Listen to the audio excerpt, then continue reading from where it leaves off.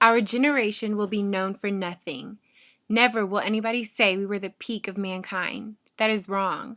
The truth is, our generation was a failure.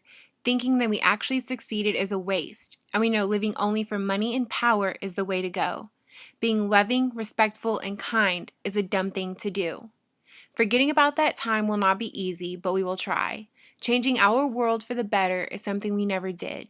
Giving up was how we handled our problems. Working hard was a joke. We knew that people thought we couldn't come back. That might be true, unless we turn things around. This was a poem written by a 14-year-old boy that describes how others perceive our generation. What happened to us along the way to make others feel so negative? We did what we were supposed to do, get our high school diplomas, and some of us went off to college and began to discover who we are. That's it. We began our own journey that just so happens to prolong the time before we consider ourselves adults. This process we experience is referred to as emerging adulthood. It is a new life stage that helps one understand what is going on to prevent the placement of negative stereotypes. It describes the experiences of late teens to at least their mid-20s as a time of identity exploration and figuring out what we actually want in life. Understanding that financial difficulties, job changes, and love complications are all temporary situations, and eventually everything will work itself out. Dr. Jeffrey Arnett is a research professor at Clark University. Through researching hundreds of emerging adults, he has proposed 5 features that he feels are distinctive during this life cycle. The first being identity exploration, meaning we are trying to figure out who we want to become. We often work low-end jobs that are laying the groundwork for our actual adult job. In fact, the average age of marriage has risen to 27, simply because we put these relationships on hold to focus on other aspects in our lives. Research suggests that our frontal lobe, the part of the brain responsible for decision-making, is not fully developed until our mid to late 20s. So at what point did it become realistic to ask an 18-year-old to decide what they want to do for the rest of their lives?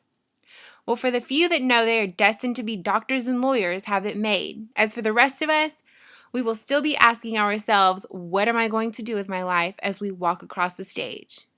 We are also very likely to experience a quarter-life crisis during this time. Yes, I said a quarter-life crisis.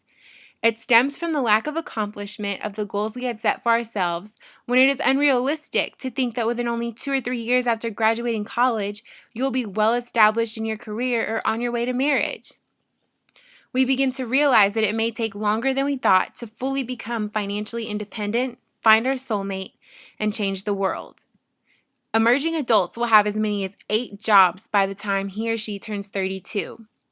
Living situations are changing more than ever. Some choose to cohabitate with friends or significant others, and some choose to move back home during transitional periods. This characteristic is the age of instability.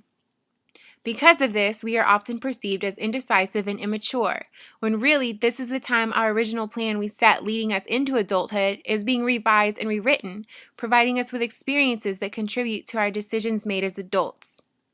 Then there is the self-focused age, which is where a lot of generations consider us selfish for not wanting to have those long-term commitments and obligations such as family and career so soon.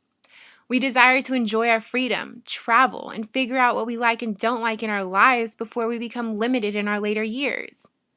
Arnett asked many of the individuals he researched, "Do you feel like you have reached adulthood?" And rarely was the response a simple yes or no. This is the age of feeling in between. We don't really feel the struggle of adolescence anymore, but we are still closely tied to our parents. The top 3 characteristics that our generation used to define adulthood include accepting responsibility for yourself, making independent decisions, and having financial independence. Until we feel that we have accomplished all 3, we really don't consider ourselves to be adults. For instance, I am completely financially independent from my parents, which for some means being an adult. But I feel like my life has been in limbo during my stay in the TCU bubble, and I'm stuck in this period of, yes, I can cook my own dinner, and yes, I pay my own bills, but I still get stuck in front of the TV sometimes and watch an entire season of my favorite show while eating ice cream out of the bucket. Are adults supposed to do that? Finally, the age of possibilities. We are described as extremely optimistic with high hopes and great expectations. This feeling of optimism is not to be confused with the idea that life is just going great. But majority of us sincerely believe that eventually we will overcome past experiences and end up where we want to be in life. Unfortunately, we get mocked for this optimism when really our generation is choosing not to settle. We are choosing to have these experiences that contribute to our wisdom in pursuit of happiness.